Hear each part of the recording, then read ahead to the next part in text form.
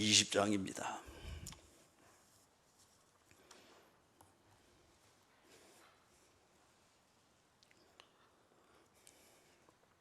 (20장) 19절에서부터 31절.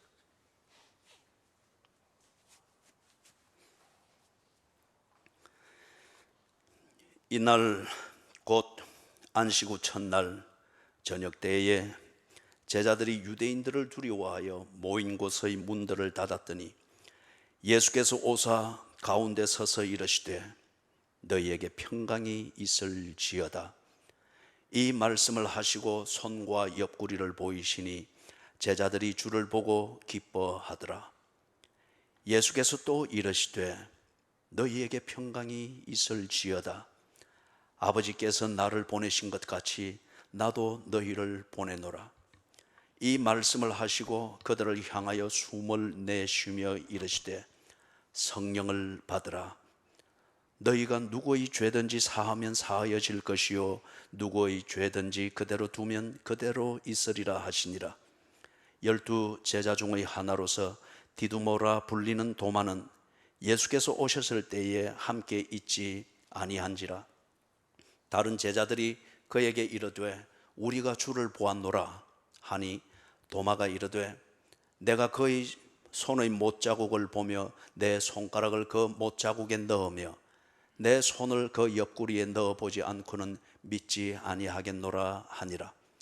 8회를 지나서 제자들이 다시 집 안에 있을 때에 도마도 함께 있고 문들이 닫혔는데 예수께서 오사 가운데 서서 이르시되 너희에게 평강이 있을지어다 하시고 도마에게 이르시되 네 손가락을 이리 내밀어 내 손을 보고 네 손을 내밀어 내 옆구리에 넣어보라.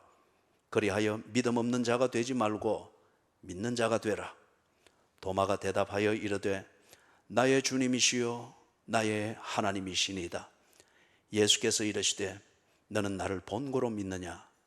보지 못하고 믿는 자들은 복되도다 하시니라. 예수께서 제자들 앞에서 이 책에 기록되지 아니한 다른 표적도 많이 행하셨으나 오직 이것을 기록함은 너희로 예수께서 하나님의 아들 그리스도이심을 믿게 하려 함이요 또 너희로 믿고 그 이름을 힘입어 생명을 얻게 하려 함이니라.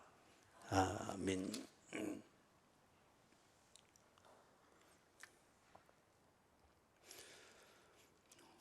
30절과 31절을 그 문맥을 따라서 좀 구체적이고 자세하게 이해하기 위해서 오늘 19절에서부터 다루게 됩니다. 그래서 19절에서부터 29절까지 강해는 지난주일까지 했습니다. 그 다음에 30절, 31절 그 초점에 맞추어서 왜 이것을 기록을 했는지, 그리고 기록된 성경이 왜 진리이며 진실인지, 예수께서 도마에게 나타나셔서 실증을 하게 하신 그와 똑같은 그 내용을 가지고, 그리고 그런 권위를 가지고 있는 것이 성경인지, 그걸 우리가 돌아보기 위하여서 지금 19절에서 그 맥락에서 다시금 관련된 부분을 살피게 됩니다. 19절에서부터 살펴보면은 제자들이 모여 있습니다. 문들이 닫혀 있고 두려워서 닫았습니다.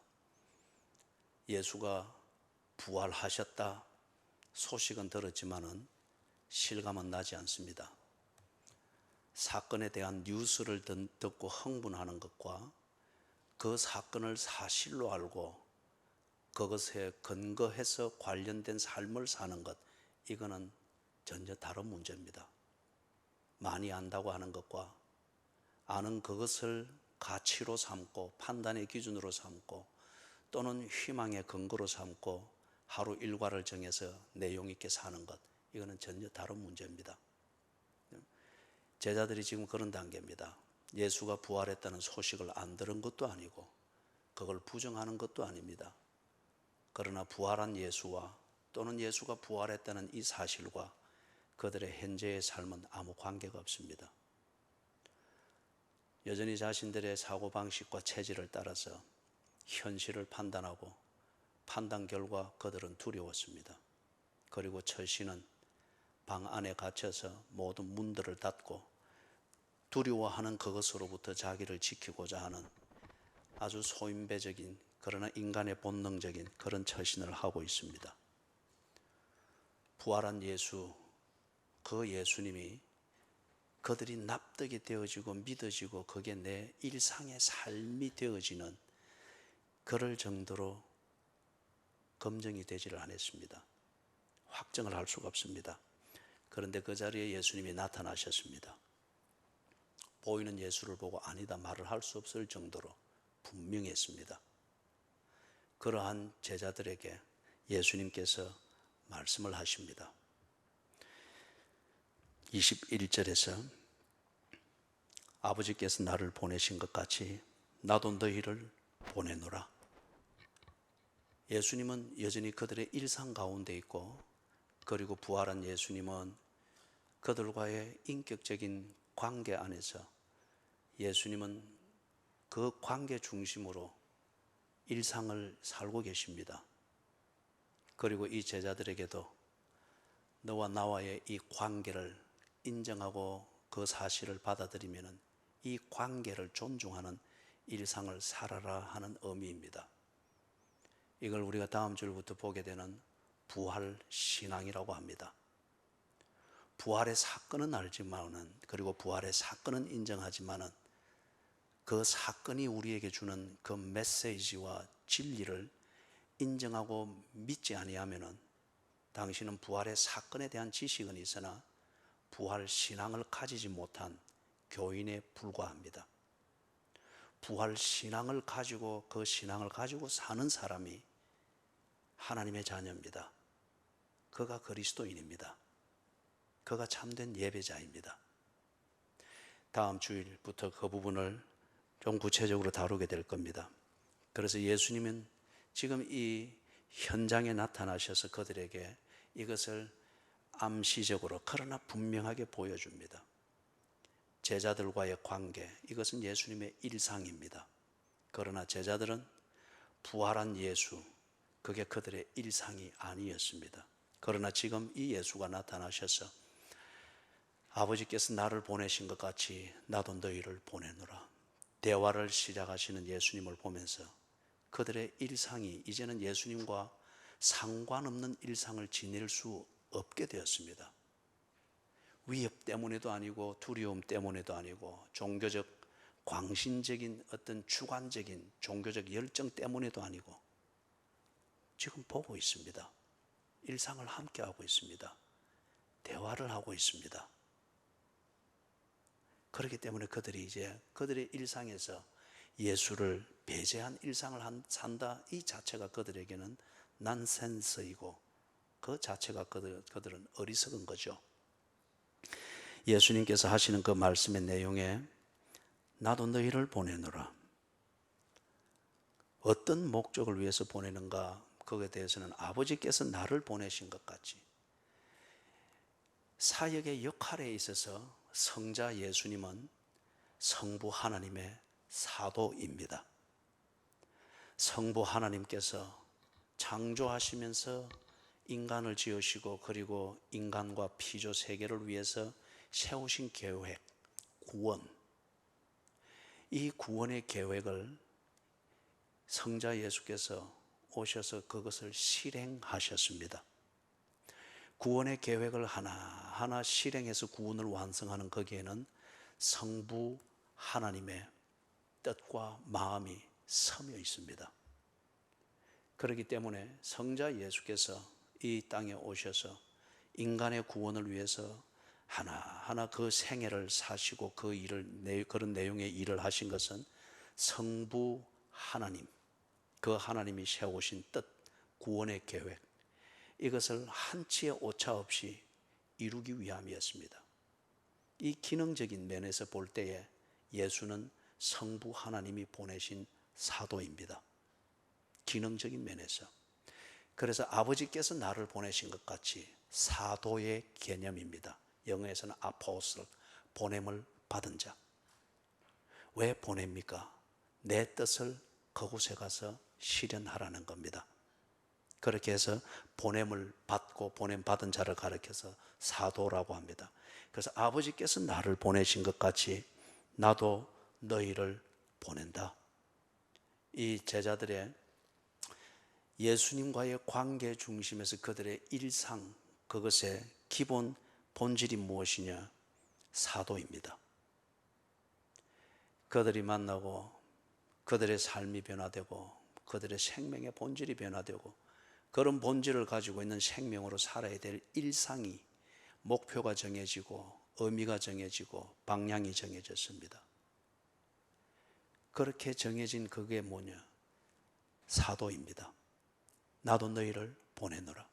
그래서 예수님께서 이 땅에 오셔서 성부 하나님이 세우신 구원의 계획을 한치의 오차도 없이 딱 이루는 것이 그분의 이 세상을 사는 의미일 것 같으면 예수님께서 제자들을 보내면서 너희들이 보고 배우고 깨닫고 알고 믿게 된 것을 전하라는 겁니다.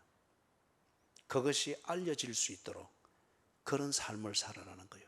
직업을 가지든 가정생활이든 개인생활이든 취미생활이든 일상을 사는, 일상을 통해서 만들어지는 인생이라고 하는 것을 통해서 예수가 누구이시며 그분이 나를 위해서 무엇을 하셨는가, 이것이 정확하게 전달되고 드러나도록 그 삶을 살도록 내가 너희를 보내노라.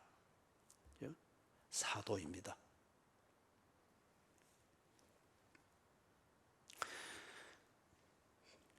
그러면 가서 무엇을 해야 되는가?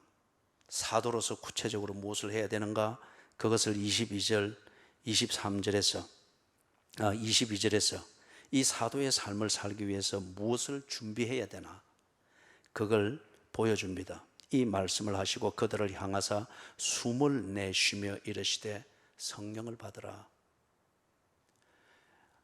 이런 표현들을 가지고서 교인들이나 설교자들이나 부흥사들이나 또는 기도에 열정이 있거나 성령의 은사에 큰 관심을 기울이는 그런 사람들이 이런 표현을 아전 인수격으로 그렇게 편리하게 이용을 합니다. 지금 여기서 성령을 받으라, 숨을 내쉬며 성령을 받으라, 조금 어려운 표현이지만은 여기 숨이라고 번역되어져 있는 원래의 단어와 성령이라 번역되어 있는 이 단어는 같은 겁니다. 퍼뉴마. 그리고 성령, 거룩한 퍼뉴마의 뜻은 영으로도 되고 바람으로도 되고 숨으로도 됩니다. 그 같은 의미를 가지고 있습니다. 그런데 여기 성령이라 할 때에 그 퍼뉴마 뒤에 하기요, 이 거룩을 뜻하는 이 수식어가 붙어 있습니다. 그래서 성령이라고 합니다. 기본 단어는 같습니다. 그러면 이게 왜 예수님께서 이 말씀을 하시는가? 숨을 내쉬시며 이렇게 성령을 받으라 하시는가? 지금은 예수께서 모든 일을 다 하십니다. 하나님이 누구이신지를 알게 하고 왜 내가 이 세상에 왔는가를 보고 듣고 경험하게 하십니다. 그리고 그분이 하시는 일이 어떤 의미이며 왜 이것이 하나님의 은혜인가를 예수님이 직접 가르치고 증명할 수 있게 해주고 확정할 수 있게 해주고 질문 있으면 질문에 대한 대답을 해주고 다 그렇게 해줍니다. 구약 성경에서는 보면 성부 하나님, 여호와라 이름하는 성부 하나님이 전면에 나서서 모든 일을 다 하십니다. 그때의 성자 예수, 그 다음에 성령, 하나님의 영이 존재하지 않는 것이 아니었습니다. 역할에 있어서 전면에 나서서 해야 될 그 역할이 여호와라 이름하는 성부 하나님이셨기 때문에 구약에는 성령에 대한 언급이나 오실 메시아 예수 그리스도에 대해서는 암시적으로 나오고 있는 것을 보게 됩니다. 존재하지 않는 것이 아닙니다. 역할이 있을 때 전면에 나서서 해야 될 그 삼위 중에 그 위가 누구냐? 구약 시대 때는 성부 하나님이셨습니다. 성자와 성령은 그 배후에 계십니다. 간혹 거기에 나타나는 것을 볼 수 있죠. 그리고 이 복음서 마태, 마가, 누가, 요한 복음에 암시되어 있는 이 시기에는 성자 예수께서 전면에 나서서 하나님의 모든 일들을 하셨습니다. 그때에 성령이 나서서 아수라를 만들 필요도 없고 성부 하나님이 나서서 같이 아수라를 만들 필요가 없습니다. 하나님의 일은 삼위일체에 의해서 여전히 이루어져 갑니다. 그 시기를 따라 역할이 여호와라 이름하는 성부 하나님이 그 역할로 전면에 나서서 해야 될 때 구약시대가 그렇게 갔습니다.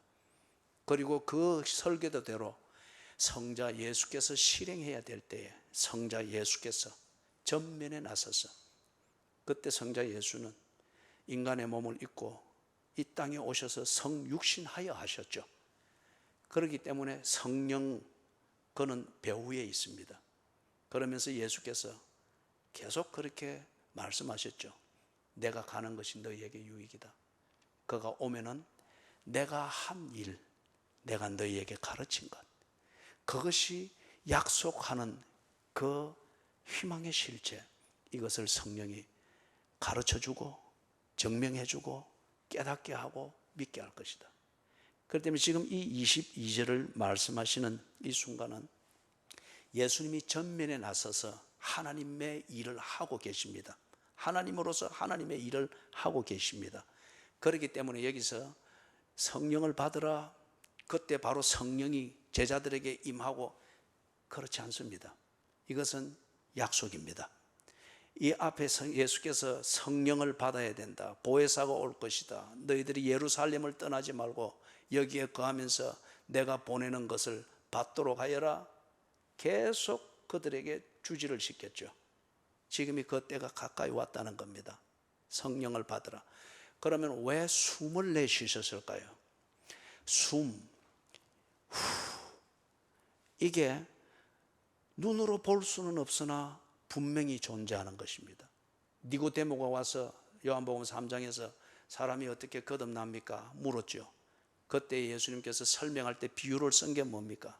바람이 임의로 불매, 어디서 와서 어디로 가는지 모르나 바람이 존재하는 것은 우리가 분명한데, 그때 말하는 바람이 여기서 사용하는 단어와 똑같은 겁니다. 퍼뉴마.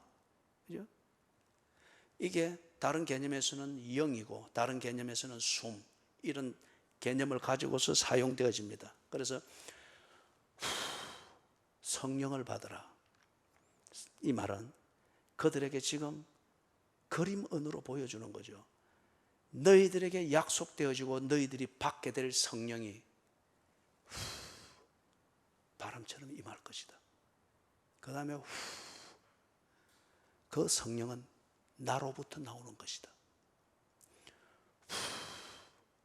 볼 수 없으되 네가 지금 내 숨결을 느끼듯 그 성령은 네게 임할 것이다.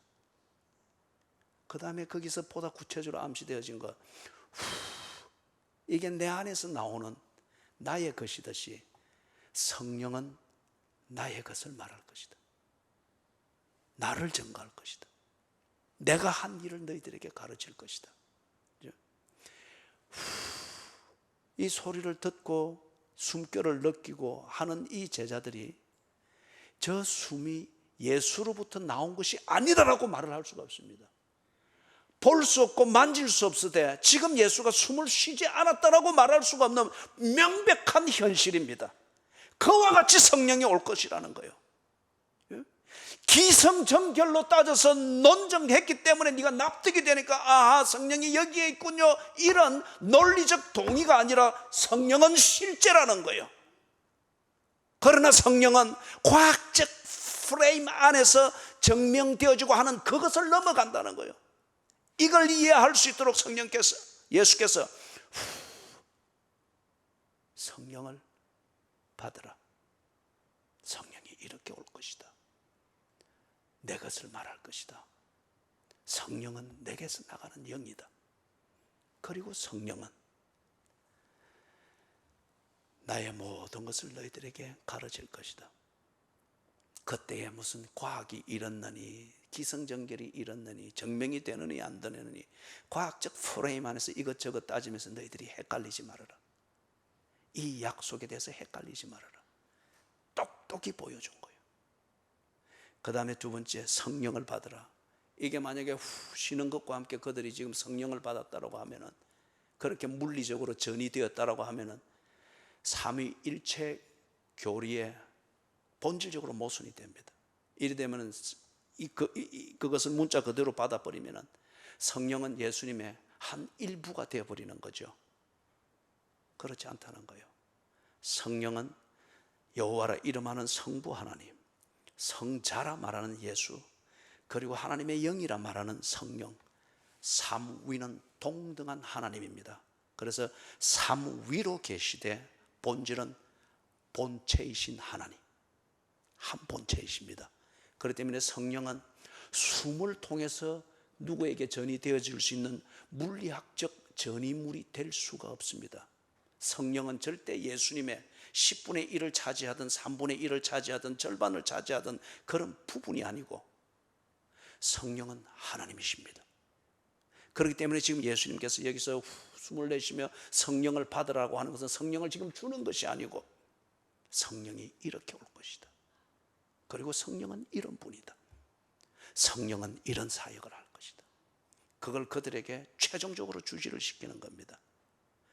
조금 여기 지금 삼위일체라는 말이 생소한 분들이 있을 가서 간단하게 말씀을 드리겠습니다. 저는 인간 전상수는 일위일체입니다. 저는 인간이라고 하는 이 본질을 가지고 있습니다. 인간이라는 이 본질을 가지고서 전상수라고 하는 인격을 만들어가고 있는 거예요. 이걸 위해서 저는 쉽게 말하면 이 몸과 인격, 나의 존재를 보여주는 이 몸과 그리고 이 몸을 가지고 나라는 인격의 본질을 만들어가고 있는 나의 영이 있습니다. 그런데 내가 가지고 있는 이 영혼, 내 몸 안에 거하고 있는 이 영혼, 그게 여기에 있는지 여기에 있는지 여기에 있는지 그거는 모릅니다. 그리고 그건 큰 문제가 아닙니다.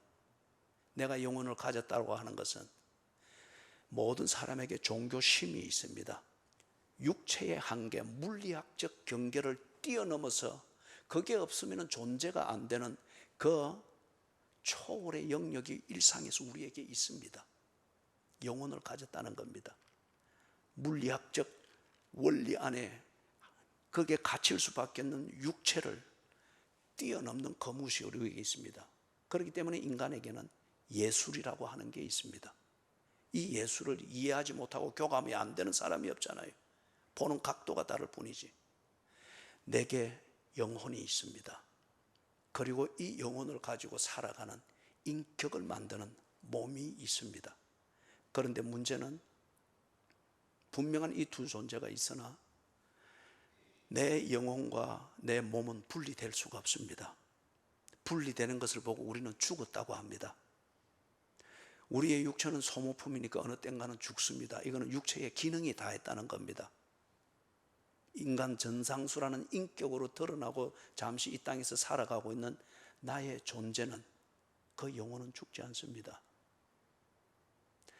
기능이 다했을 때 내 몸은 유효기간이 끝납니다. 이걸 보고 우리가 이 세상에서 죽는 죽음이라고 합니다. 그럴 때에 내 영혼은 나의 존재대로 갑니다. 이것을 말하는 게 부활의 신앙입니다. 그런데 우리가 다 이런 구조로 존재를 하기 때문에 지금 이 삼위일체라고 하는 것을 이해하기가 참 어려운 거예요. 내 중심으로, 우리 지금 인간의 존재 구조와 존재 양식 중심으로 하나님의 존재 양식을 이해하려고 하니까 이게 꼭 외눈박이, 외계인을 보는 것 같고 신기하기는 하지만은 전혀 납득이 안 되고 수긍이 안 되는 존재단 말이에요. 그런데 여러분, 공평하게 생각을 해보시라고요. 누가 누구를 지었습니까?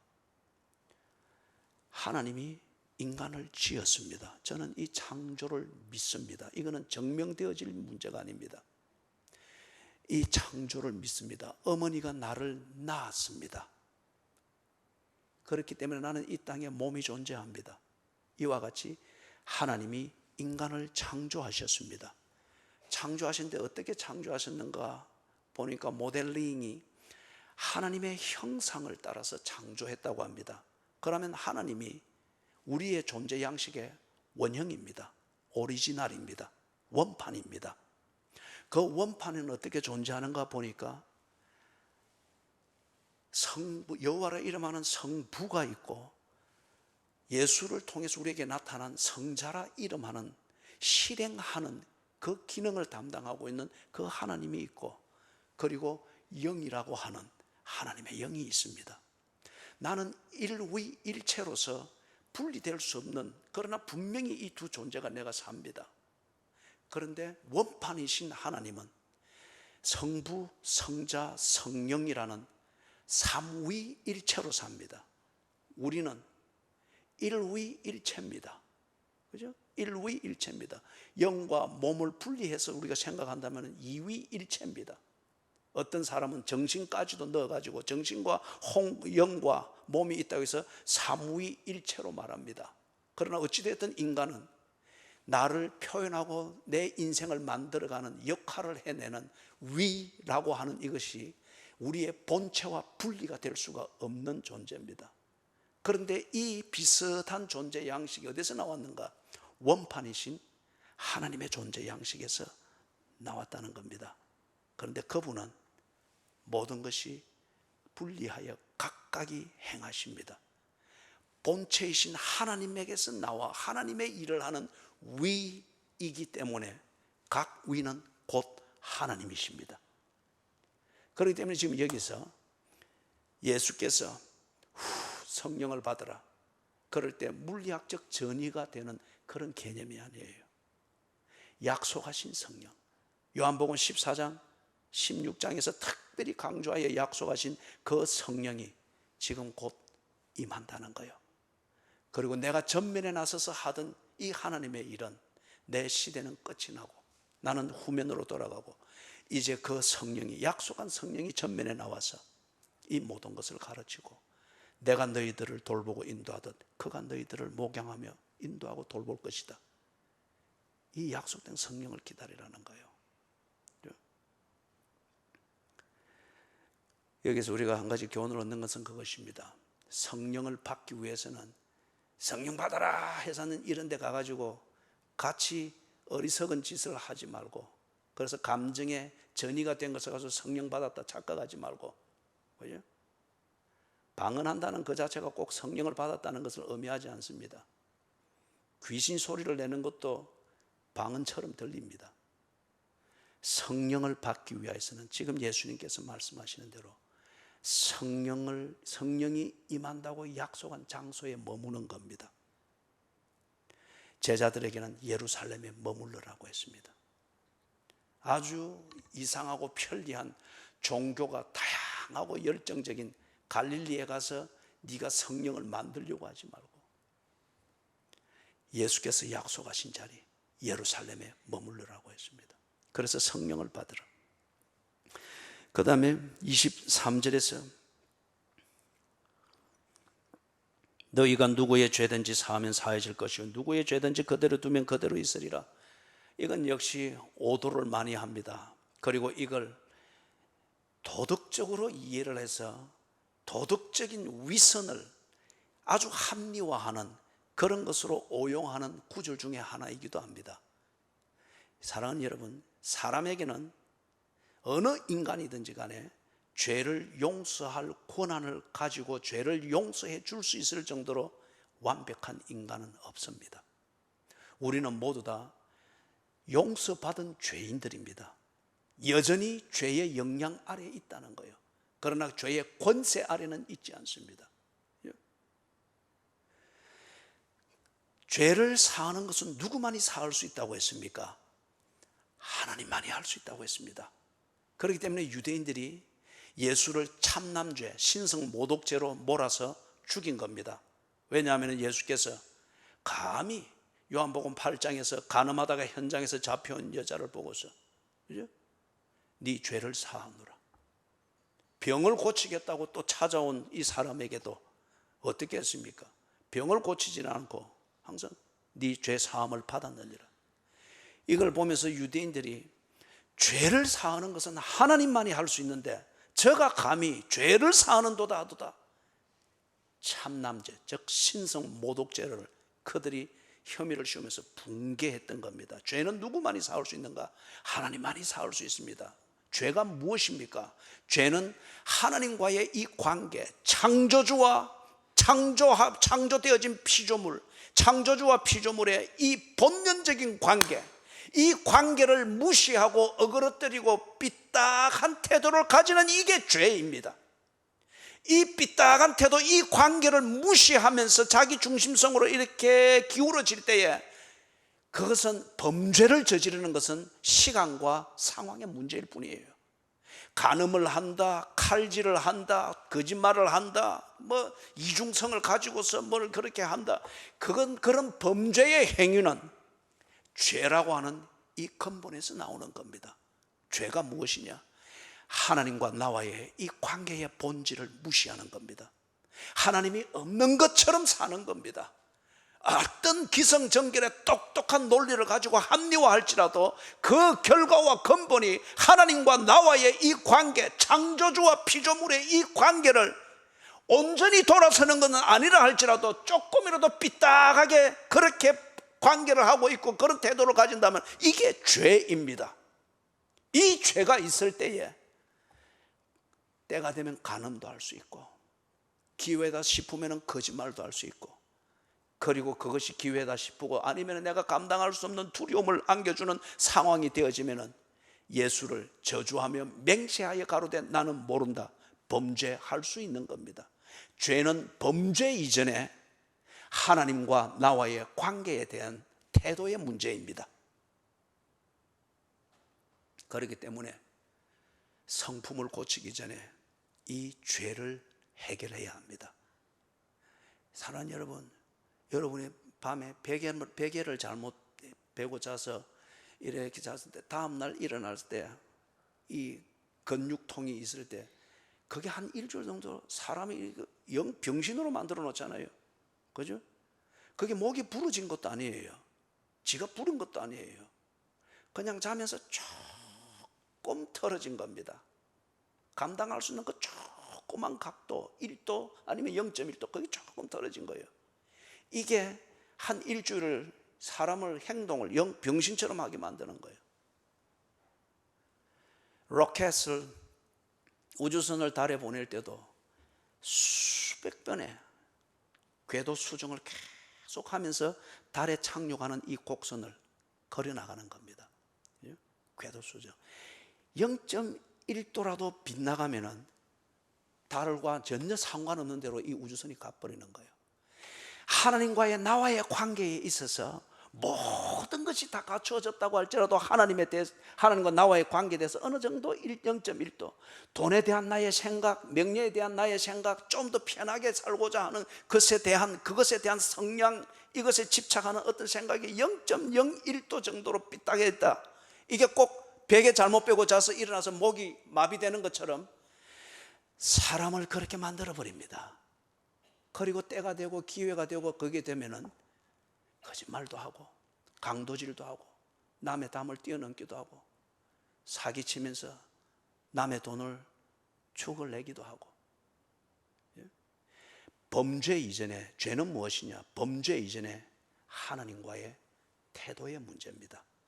성품을 고치기 전에 하나님과의 나와의 이 관계, 베개를 바로 자고 잠버릇을 바로 고칠 때에 이제 한 줄 동안 목이 뻣뻣해서 도는 이것이 방지할 수 있듯이 하나님과의 이 관계에 대해서 조명하고 이 죄에 대한 문제를 정리가 됐을 때 성품과의 전쟁이 시작됩니다.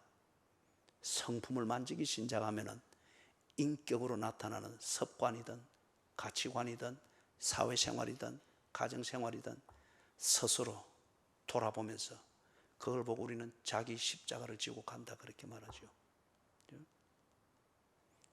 기독교는 자기 수련을 연마하는 그런 종류의 도덕적 종교가 아닙니다. 기독교는 하나님과 나와의 관계의 문제입니다. 그죠? 이 관계에 대한 딱 눈이 열릴 때 그 관계를 보고 인식하는 만큼 그 사람은 내면에서부터 변화를 시도합니다. 그죠? 자, 그렇기 때문에 누구의 죄든지 사하면 이거는 인간 누구도 죄를 사할 권세도 없고, 로마 천주교에서 감히 신부 따위가, 그죠? 그분들의 인격은 저는 존중합니다. 그러나 이 성경 권위에 관련되어서 그들이 하는 그 일을 두고서 내가 표현하자면 그렇습니다.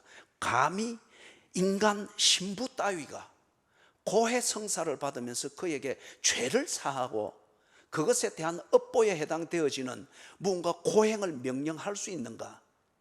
하나님의 자리에 앉는 거예요. 죄를 사하는 것은 하나님만이 할 수 있습니다. 인간을 지으시고 모든 것에 완전하신 하나님만이 당신으로부터 삐뚤어진 것을 볼 수 있고, 그 삐뚤어짐에서 나오는 범죄를 그분만이 볼 수 있고, 그리고 그렇기 때문에 죄에 대한 진정한 피해자는 누구입니까? 하나님입니다. 불효막심한 자식으로 인한 진정한 피해자는 누구입니까? 부모입니다. 인간의 죄로 말미암아서 진정한 피해를 입은 자는 누구입니까? 하나님입니다. 그렇기 때문에 피해자가 가해자를 용서할 수 있듯이 그게 상식이잖아요.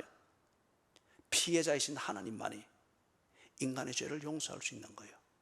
그렇다고 하면 여기서 예수님께서 명령하는 것은 뭘 말하는 걸까요?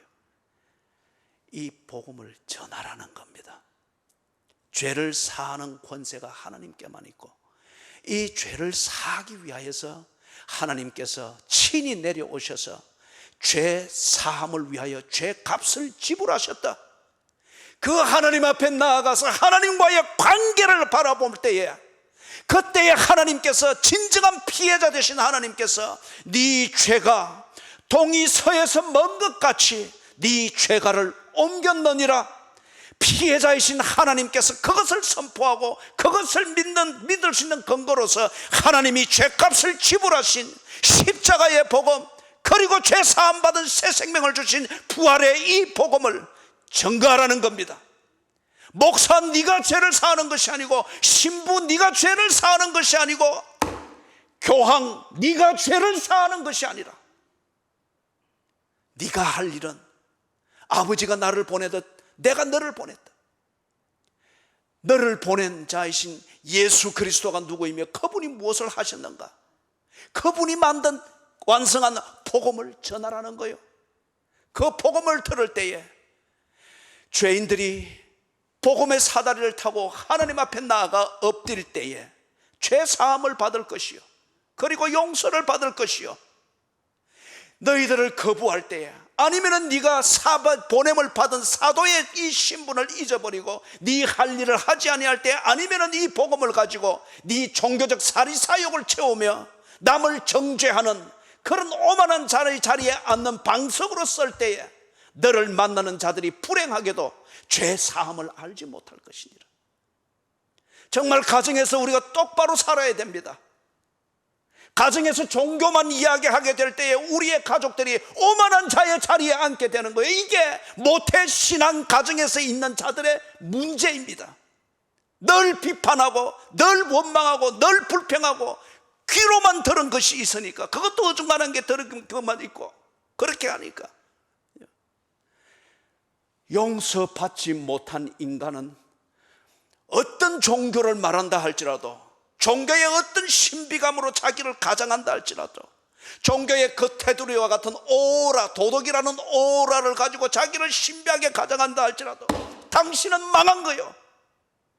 용서받지 못한 죄인, 하나님과의 이 관계에서 0.001도라도 비뚤어져 있을 때에, 베개 한번 잘못 빼고 한 일주일 목병신 돼서 이 병신처럼 지내는 것처럼 이 죄 문제를 해결하지 않고서는 인간은 멸망한 겁니다. 예수께서 나도 너희를 보내노라. 예수를 알고 구원을 얻었고 십자가의 복음, 부활의 복음을 알았다면 이걸 보고 지금 이 자리에서 이 제자들이 확정했고 증명되었잖아요. 가서 너희들이 보고 듣고 배우고, 그래서 네게 일어난 죄 사함, 하나님을 우러러 보게 만들었던 이 죄 사함의 복음을 가서 똑바로 전하라는 겁니다. 우리 입장이면은 직장 생활이든 주부로서의 생활이든 부모로서의 역할이든 자녀로서의 역할이든 사회생활이든 친구와의 관계든 어떤 형태의 어떤 모습으로 생활하든 죄 사함의 복음이 전거되도록 하라는 거예요. 이것이 바로 전거되어질 때에 너를 만나고 아니면 너를 통하여 태어난 그 자식들이 죄 사함을 받을 것이요, 네가 이것을 엉터리로 하게 될 때에 너와 재미있게 사는 가족일지는 모르나 너와 네가 지금 이 앰비션을 추구해가는 그러한 희망스럽게 보이는 직장 생활에서 뭔가 의기투합이 만들어지는 재미있는 직장 생활일지 모르나, 그리고 네가 그리스도인이라고 알려져 있으나 그들은 네 때문에 정말 죄 사함 받는 기회를 차단당하고 있을 것이니라.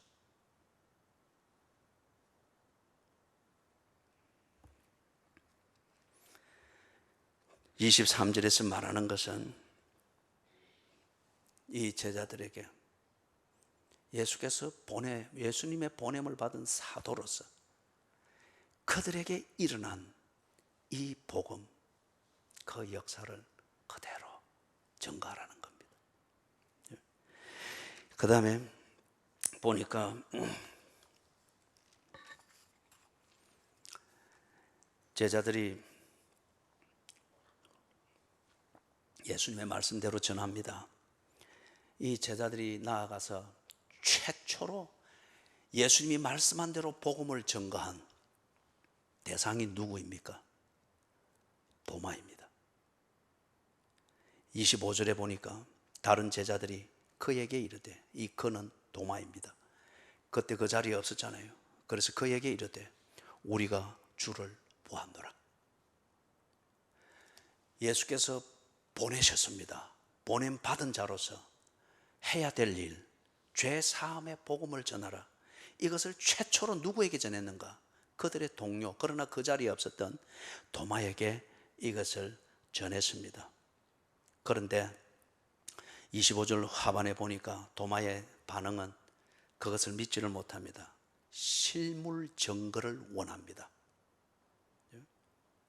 그들이 증거했으나 못 믿겠다는 겁니다. 실물을 봐야 되겠다. 증거로는 안 되겠다. 실물을 봐야 되겠다. 이 부분에 대해서는 지난 주일날 좀 자세하게 이야기를 했습니다. 자, 여기에 대해서 예수님께서 뒤에 나타나십니다. 26절 이하에서 예수님이 나타나셔서 도마에게 실물 증거를 제시합니다. 네가 원하는 방식대로 실물 증거를 확인하겠다고 하니 네 원하는 방식대로 하라. 그러면서 실물을 딱 도마 앞에 제시합니다. 못 박혔던 손, 이때 말하는 손은 손바닥을 말하는 것이 아니고 그 못은 이 손목에 박혔습니다. 손바닥에 박히면은 쭉 처지면서 이게 터져버립니다.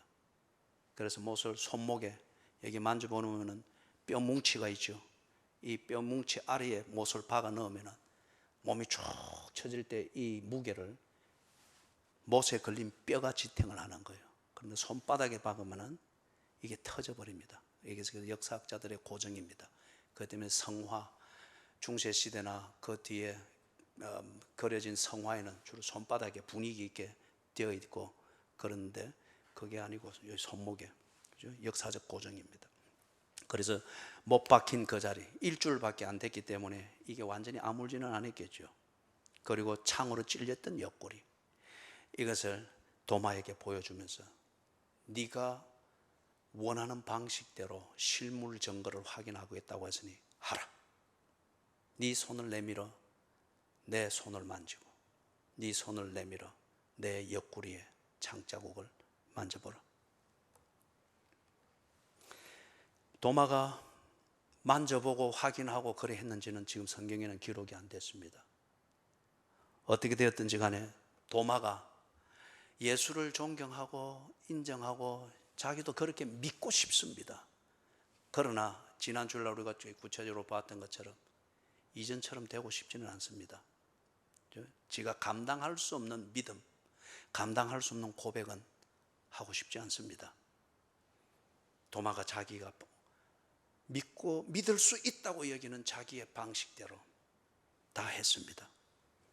그런 다음 28절에 보니까 도마가 대답하여 이르되 나의 주님이시여 나의 하나님이시니이다. 저는 이 부분을 읽으면서 깊이 고민도 하고 하나님 앞에 기도했습니다. 하나님, 이게 무슨 의미입니까? 이렇게 고백을 하게 될 때에 도마는 어떤 변화가 있었습니까?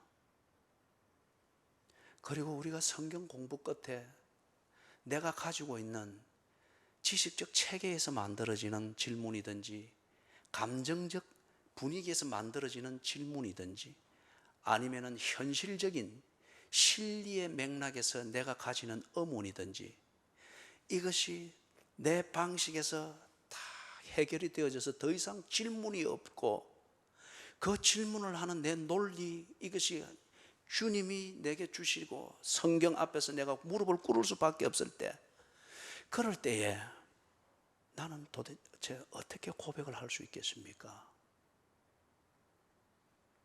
나의 주님이시며 나의 하나님이시니다.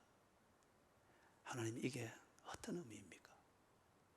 이렇게 고백하게 됐을 때 사람은 어떻게 바뀝니까? 도마가 이 앞에도 참 위대한 고백을 했잖아요. 우리도 주와 함께 죽으러 가자.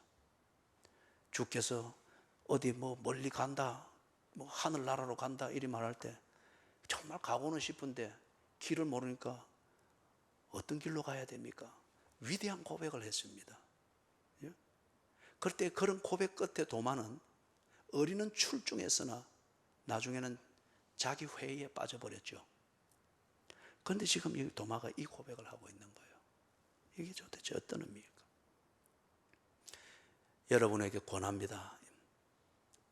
이 맥락에서 이 고백을 하는 이걸 읽으면서 성령님께 기도해 보십시오. 하나님, 이게 무슨 의미입니까? 내게는 정말 이런 고백이 있습니까? 나는 어떤 연유에서 이런 고백을 했습니까? 성령님께 기도해 보십시오. 그렇죠? 이게 인격적 대화고 이게 하나님과의 관계 안에 있는 인격적인 교제입니다. 상대방을 향해서 내 고백이 만들어진다고 하는 것, 그게 상대방에 대한 내 진실이지 않습니까? 여기서 볼 수 있는 그 한 가지를 정리할 수 있는 거 그겁니다. 나의 주님이시요 나의 하나님이시니다. 도마에게 있어서 더 이상 예수님의 부활은 사건이 아닙니다. 도마에게 있어서 예수님의 부활은 놀래킬 수 있는 그런 사실을 전달하는 뉴스가 아닙니다. 도마에게 있어서 예수님의 부활은 사실로 확정되어진 그 사건, 그 이상의 의미입니다. 도마는 그 사건을 통해서 자신의 생명을 새롭게 발견하는 메시지를 보았습니다. 그 메시지를 만졌습니다. 그 메시지를 품었습니다. 그리고 그 메시지를 소유하게 되었습니다. 나의 주님이시며 나의 하나님이시니다. 사랑하는 여러분, 우리가 사건을 확인하는 것 대단히 중요합니다. 그리고 그 사건의 사실성, 이것을 확인하는 것도 대단히 중요합니다. 왜 우리가 사건이 사실인가 아닌가를 확인해야 되죠? 그 사건이 품고 있는 의미를 확정하기 위해서입니다.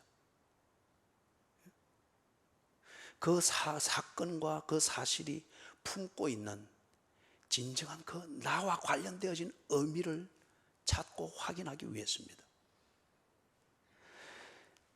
도마가 예수님의 부활 사건을 분명히 이제 확인했습니다. 그리고 예수가 부활하셨다고 하는 이 사실도 분명히 확인했습니다. 더 이상 거기서 해서 가타부타 할 수 없을 정도로 지 방식과 지 테두리 안에서 분명하게 확정하고, 그리고 스스로 주님 앞에 모든 것을 항복하고 고백했습니다. 나의 주님이시요 나의 하나님이시니이다. 그렇다고 하면은 지금 예수께서 29절에 말하는 것처럼 예수께서 이르시되 너는 나를 본고로 믿느냐? 보지 못하고 믿는 자들은 복되도다 하시니라. 사랑하는 여러분, 자, 여기서 우리가 좀 집중하여 들으면서 말씀을 마무리를 하십시다. 예수가 부활하셨다. 1차로 그는 사건이었습니다. 그리고 부활하신 예수가 실제로 보이고 일상이 부활한 예수와 함께 진행이 되었습니다. 예수가 부활했다고 하는 게 사실이었습니다. 그렇다면 그거는 2000년 전의 사건입니다. 그리고 지금 그때 갈보리라고 일컬어지는 그 언덕에서 있었던 사건입니다. 그 사건이 확정되었고 증명되었고 그 사실이 확인되었고 그 사실 앞에서 의미를 깨닫는 도마가 나의 주시며 나의 하나님이시니이다. 새로운 생명을 스스로 소유하게 되었습니다. 그렇다고 하면은 예수가 죽었다가 살아난 것이 사건으로 일어났고 사실로 증명되었다고 하면은 그 예수께서 하신 말씀은 모두가 진리입니다. 예수가 죽었다가 살아났다. 이거 예수가 하신 말씀입니다. 그리고 그분이 살아나는 이 사건을 그들이 보았습니다. 이 부분을 우리는 몇 주간 살폈습니다. 그리고 살아난 예수를 직접 그들이 만났습니다. 사실입니다. 그 사건과 사실이 예수의 말씀대로 되어졌고 검증되어졌고 확인되어졌고, 그래서 그 앞에서 나의 주시며 나의 하나님이시니이다, 이것이 증명되어졌다고 하면은 그분이 하신 말씀은 모두가 진리입니다. 요한복음 11장 46절 47절에서 예수께서 죽으시기 전에 나사로를 살리러 가서 그렇게 말씀하셨죠. 나는 부활이요 생명이니 나를 믿는 자는 죽어도 살겠고 무릇 살아서 나를 믿는 자는 영원히 죽지 아니하리라. 이게 어떻게 되는 건지는 모르겠으나 이것은 사실입니다. 진리입니다. 왜냐하면 예수께서 죽었다가 살아나셨습니다. 살아난 예수를 사람들이 보았습니다. 나를 믿는 자는 죽어도 살겠고 무릇 살아서 나를 믿는 자는 영원히 죽지 아니하리라. 이것을 다음 주일 그 의미를 강해하게 될 것입니다. 부활의 생명을 말합니다. 이 부활의 생명, 육체는 풀의 꽃처럼 떨어지되 그 육체를 가지고 인생을 살면서 의미를 만들었던 내 존재의 본질인 영혼은 영원히 죽지 아니하리라. 지옥에 처박히지 아니하고 부활하신 예수처럼 그 몸으로 하나님의 보좌 우편에서 하나님과 교제하며 얼굴과 얼굴을 맞대고 볼 수 있는 이 영생의 삶을 살 수 있는 부활의 생명을 소유한 자는 죽어도 살겠고 살아서 나를 믿는 자는 영원히 죽지 아니하리라. 쇠하고 기능이 다해져서 사라지는 육체를 말하는 것이 아니라 우리의 근본적인 존재 자체를 말합니다. 그리고 이것을 할 때에 이제 더 이상 귀신처럼 살지 않고 하나님과의 관계에서 삐딱해져서 어딘가 불구가 되어진 그런 영적 병신처럼 살지 않고 하나님을 똑바로 보며 하나님과 교제하며 그 진정한 인간의 삶, 하나님의 형상으로의 삶, 이 삶을 육체 가운데서도 산다는 거예요. 그렇게 살았던 그 영혼과 존재가 지옥으로 처박히지 않고 우르르 보았던 그 하나님이 있는 그곳에서 산다는 거예요. 죽어도 살겠고 무릇 살아서 나를 믿는 자는 영원히 죽지 아니하리라. 예수를 믿는 것은 종교가 아니에요. 현실의 편리함과 어떤 우리가 추구하는 복을 얻기 위한 수단으로서의 종교 활동이 아니라는 거예요. 예수를 믿는다고 하는 것은 하나님과의 관계이며 이 관계를 하나님께서 보증하시는 겁니다. 그 관계 안에 있는 자들은 하나님이 영원하듯 그 관계 안에 있는 자들은 영원하신 하나님과 교제를 나눈다는 거예요.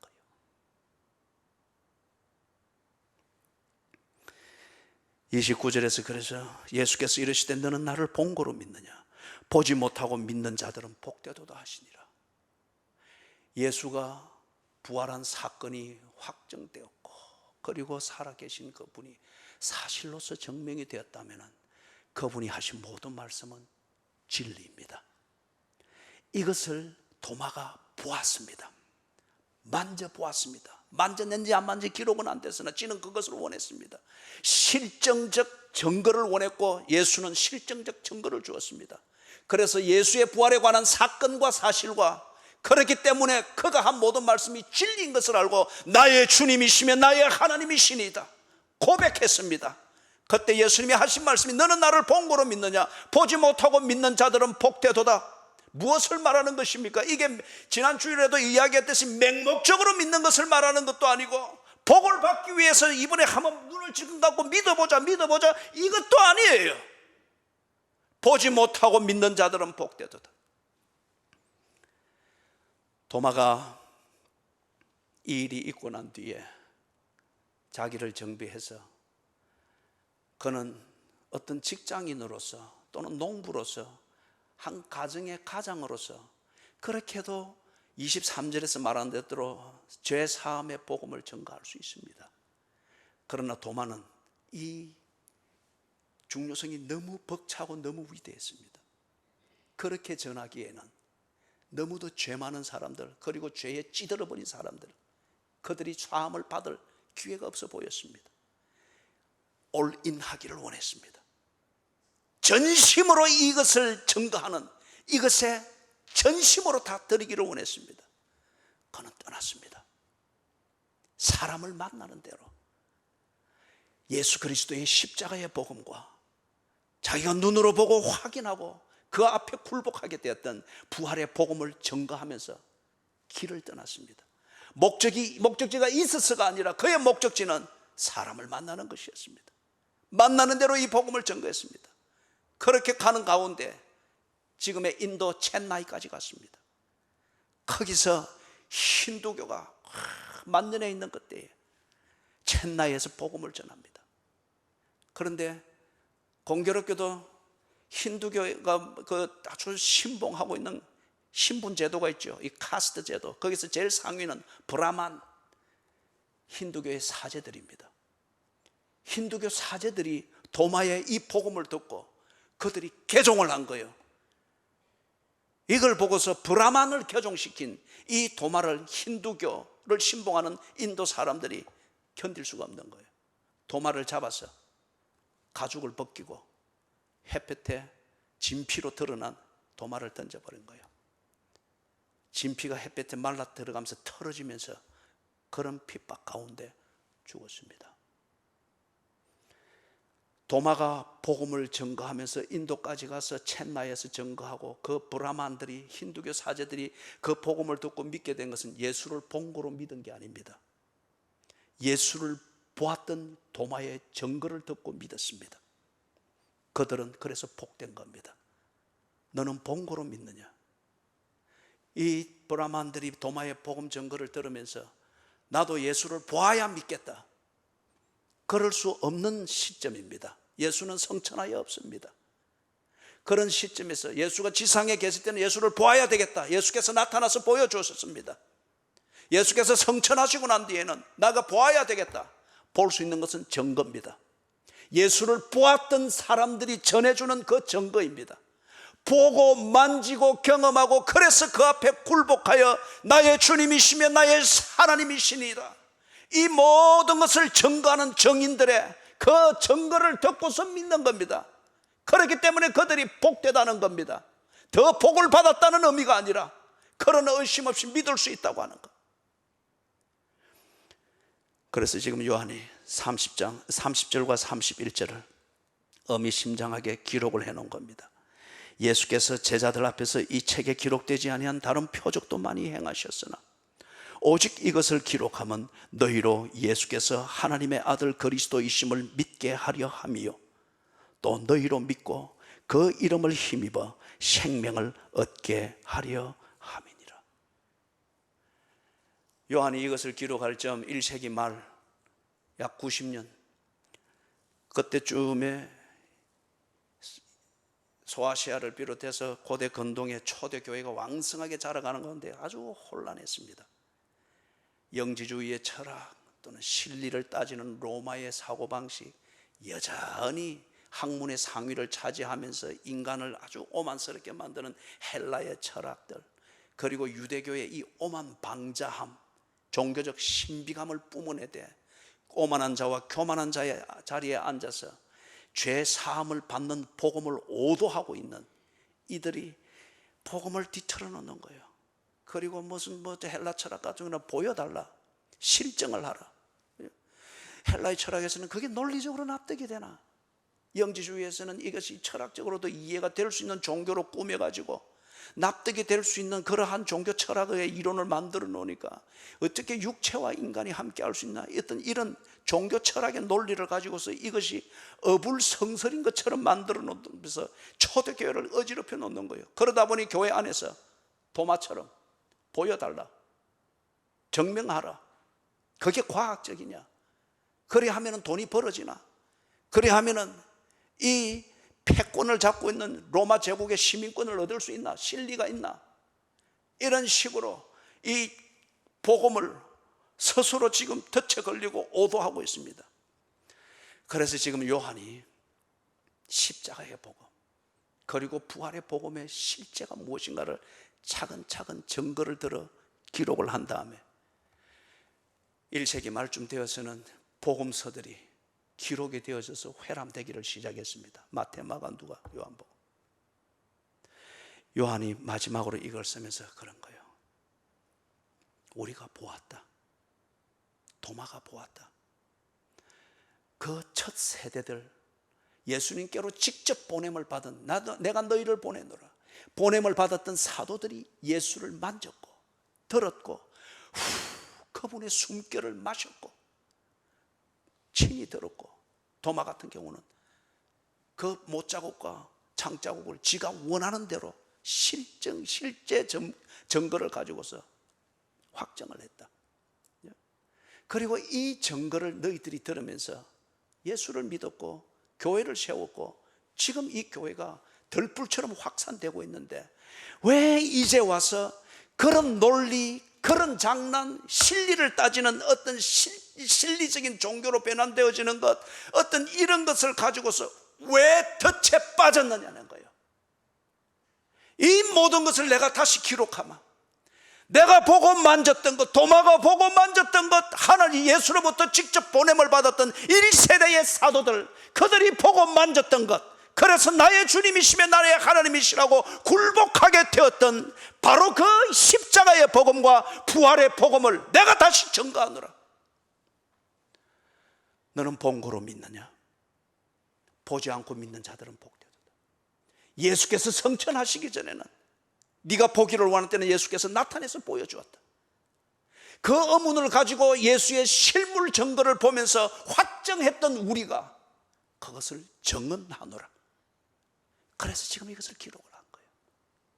그러면서 이 증거가 바로 그 증거이니 이것을 보고 믿는 자들, 내가 이것을 기록하는 것은 예수 그리스도, 그가 하나님의 아들이신 것을 믿게 하려 하며 또 그것을 믿고 그 이름을 힘입어 생명을 얻게 하려 함이니라. 도마가 그리했습니다. 그것을 증거하는 이 복음이 예수 그리스도의 부활의 생명을 그대로 증거하는 겁니다. 도마 때에는 그것이 유효했으나 지금 약 한 60년 일이 지난 이때는 이 현장이 아니기 때문에 없었냐? 그게 아니다는 거. 앞에 제가 이야기를 했죠. 예수의 부활이 그 사건이었고, 부활하신 예수가 그들과 함께 지내는 40일의 생활이 사실이었다고 하면은, 그것이 확정되고 증명되었다고 하면은 그분이 한 모든 말씀은 진리입니다.